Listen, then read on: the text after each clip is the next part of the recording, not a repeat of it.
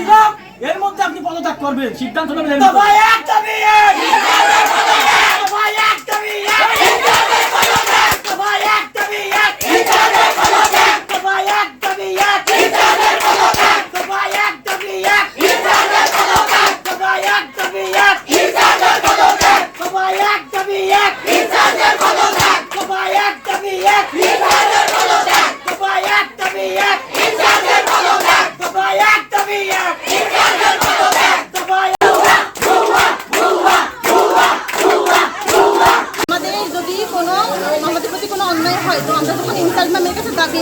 উনি বলে কি যার বেশি অসুবিধা হবে এমনকি আমরা যদি আমরা পদ্মার ভিতরে থেকে যদি মানুষকে সেবা করতে পারি তাহলে তো কোনো অসুবিধা নেই, কিন্তু এখানে বলা হয় যে তুমি যদি প্রপার পদ্মা করতে চাও তাহলে তোমার এই প্রফেশনে আসা উচিত হয়।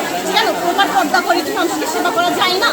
একজন ডক্টর যদি প্রপার পদ্মা মেনটেন করে সেবা করতে পারে তাহলে একজন নার্স কেন পারে না? সেটা তার ব্যক্তিগত, যার ধর্ম সে, যে হিন্দু সে করবে না, তাদের প্রতি জোর করা হচ্ছে না। তো আমি একজন মুসলিম মেয়ে, আমি যদি প্রপার পদ্মা মেনটেন করে মানুষকে সেবা করতে পারি, এখানে তো আমার ম্যামের কোনো অধিকার নেই আমাকে বলা যে তুমি প্রপার পদ্মা মেনটেন যদি করতে চাও তাহলে এই প্রফেশনে এসো না। আমি আমার মেয়েদের মাধ্যমে এই প্রফেশনে আসছি এবং আমি মানুষকে সেবা করতে চাই এবং সেটা প্রপার পদ্মা মেনটেন করে। আমার কথা হচ্ছে এটা যেন আমরা মুসলিম যে মেয়েগুলো আছে তাদেরকে প্রত্যেকে তার পদ্মার অধিকার এবং তার প্রপার পদ্মা মেনটেন করে যেন সেটা সেবা প্রদান করতে পারে। এর বিরুদ্ধে যেন আমাদের কোনো ম্যাম আমাদেরকে জোর করে আমাদের পদ্মা থেকে বিরত রাখতে মানে জোর না করে। কর্মকর্তা সে যখন স্টুডেন্টদেরকে সামান্য খেলার সামগ্রী নিয়ে বাইরে এসে তখন সরাসরি ঘুমের হুমকি দিচ্ছে যে ঘুম করে দিব, আমি কিন্তু রাস্তায় দেখাতে ঘুম করবো, আমার বাসাও ঘুম জায়গায়। তখন সেটা যখন আমরা আমাদের কর্তৃপক্ষ আমাদের ইনচার্জকে জানাই, উনি তখন ওনাকে সাপোর্ট করে ওনাকে আগলে রেখে ওনার হয়ে উনি আমাদেরকে ঘুমের হুমকি দিচ্ছে। আমরা বলছি আমরা ওনার কাছে নিরাপদ না, হোস্টেলে এতগুলো মেয়ে থাকে, এতগুলো মেয়েরে উনি নাইট ডিউটিতে থাকে, যে ঘুমের হুমকি দেয় খুনের হুমকি দেয় তার কাছে তো মেয়েরা নিরাপদ না, সে নাইট ডিউটি কিভাবে করে হোস্টেলে? আমরা বলছিলাম ম্যাম আমরা ওনাদের নিরাপদ ফিল করি না, আমরা চাই না ওনাকে এই কলেজের স্টাফ হিসেবে। ম্যাম বলে কি উনি তোমাদের খুনের হুমকি ঘুরে সব কিছু ম্যাম মেনে নেবো, আচ্ছা পরিবারের সদস্য আমি ওর হয়ে তোমাদের কাছে ক্ষমা দিচ্ছি। আমার প্রশ্ন হচ্ছে উনি ইনচার্জ ম্যাম কলেজের কর্তৃপক্ষ, উনি কেন একজন মার্ডারের হুমকি দেওয়া একটা চতুর্থ শ্রেণীর কর্মচারী হয়ে উনি কেন আমাদের কাছে ক্ষমা চাইবেন? আচ্ছা, যিনি হুমকি দিয়েছিল তার ব্যাপারে কোনো পদক্ষেপ বলতে আমাদেরকে পুরো কাগজ দেখাচ্ছে আর উনি আমাদেরকে বলেছে তার ব্যাপারে উনি পদক্ষেপ নেবেন এবং নিয়েছেন। বলেছে যে উনি যতদিন না কাগজ কলমের এই প্রসিডিউরটা কমপ্লিট হচ্ছে ততদিন ও হোস্টেলের কোনো ডিউটি দিবে না অথবা শুধু নাইট ডিউটি দিবে না। কিন্তু দেখা গেছে তার ঠিক এক সপ্তাহ পর থেকে সে আবার নাইট ডিউটি দিচ্ছে, হোস্টেলের মেয়েরা থেকে রাত 12টা দেখতেছে ক্যাম্পাসে আছে, সে নেশা পর্যন্ত করে, নেশা করে মেয়েদের সাথে বাজে বাজে কথাবার্তা বলে। সেই ক্যাম্পাসে ওনার ব্যবস্থা নেওয়ার পরেও, আমাদের কর্তৃপক্ষের ব্যবস্থা নেওয়ার পরেও সেই চতুর্থ শ্রেণীর কর্মচারী এখনো হোস্টেলে থাকে, ওনার পার্সোনাল ড্রাইভার হিসেবেও ডিউটি করছে। আমরা কলেজে ঢুকলে ক্যাম্পাসে তাকে সবসময় দেখতে পাই। তাহলে উনি কেমন ব্যবস্থা নিয়েছে আমরা জানি না। এখন আমাদেরকে দূর কাগজ দেখাচ্ছে যে আমি ব্যবস্থা নিয়েছি, সেটা প্রসিডিউর চলছে, কিন্তু এটা কি ধরনের ব্যবস্থা? যে যার কাছে আমরা নিরাপদ না, যার কাছে আমাদের ঘুম হয়ে যাওয়ার হুমকি থাকে, সে আমাদের চোখের সামনে আমাদের কর্মচারী হিসেবে আমাদের কলেজে আমাদের চোখের সামনে এখনো ডিউটি পালন করে আসছে।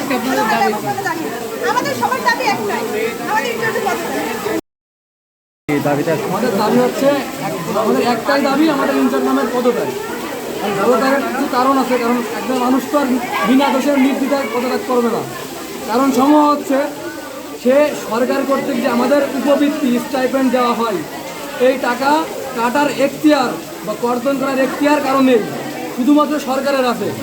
কিন্তু সে এটা আমাদের টাকা সে কর্তন করে, সরকারি টাকা সে আত্মসাৎ করে।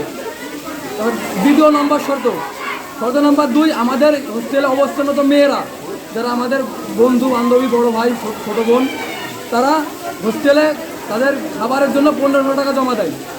কিন্তু সেই 1500 টাকা 30 দিনের জন্য 1500 টাকা, 20 দিন খাইলেও 1500 টাকা, 10 দিন খাইলেও 1500 টাকা।